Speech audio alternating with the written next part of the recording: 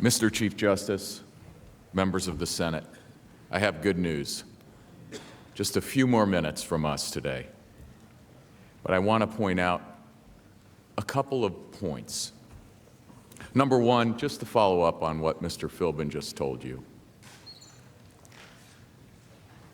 Do you know who else didn't show up in the Judiciary Committee to answer questions about his report in the way Ken Starr did in the Clinton impeachment? Ken Starr was subjected to cross-examination by the President's counsel. Do you know who didn't show up in the Judiciary Committee?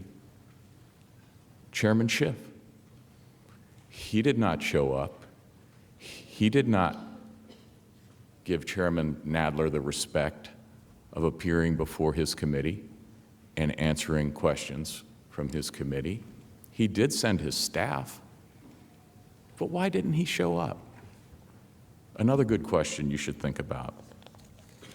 Now, they've come here today, and they basically said, let's cancel an election over a meeting with Ukraine. And as my colleagues have shown, they failed to give you key facts about the meeting and lots of other evidence that they produced themselves. But let's talk about the meeting. They said it was all about an invitation to a meeting. If you look at the first transcript, the President said to President Zelensky, when you're settled in and ready, I'd like to invite you to the White House. We'll have a lot of things to talk about, but we're with you all the way. And President Zelensky said, well, thank you for the invitation. We accept the invitation and look forward to the visit. Thank you again. Then, President Zelensky got a letter on May 29th, inviting him again to come to the White House. And then, going back to the transcript of the July 25th call, again a part of the call that they didn't talk to you about, President Trump said, whenever you would like to come to the White House, feel free to call. Give us a date, and we'll work that out.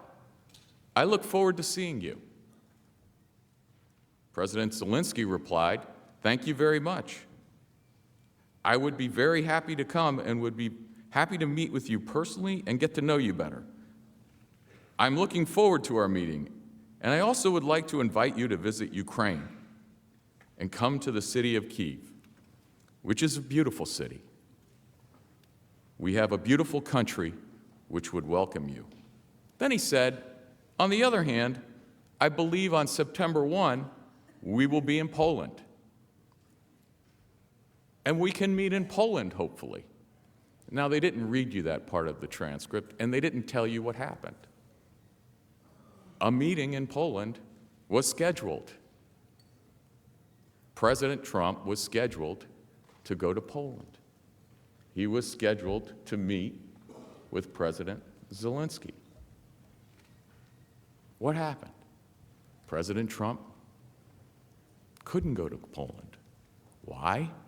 Because there was a hurricane in the United States, and he thought it would be better for him to stay here to help deal with the hurricane. So the vice president went. Why didn't they tell you that? Why didn't they tell you that President Zelensky suggested, hey, how about we meet in Poland? Why didn't you tell them that that meeting was scheduled and had to be canceled for a hurricane? Why? So that was our first question that we asked you. You heard a lot of facts that they didn't tell you. Facts that are critical. Facts that they know completely collapse their case on the facts. Now, you heard a lot from them. You're not going to hear facts from the president's lawyers. They're not going to talk to you about the facts. That's all we've done today.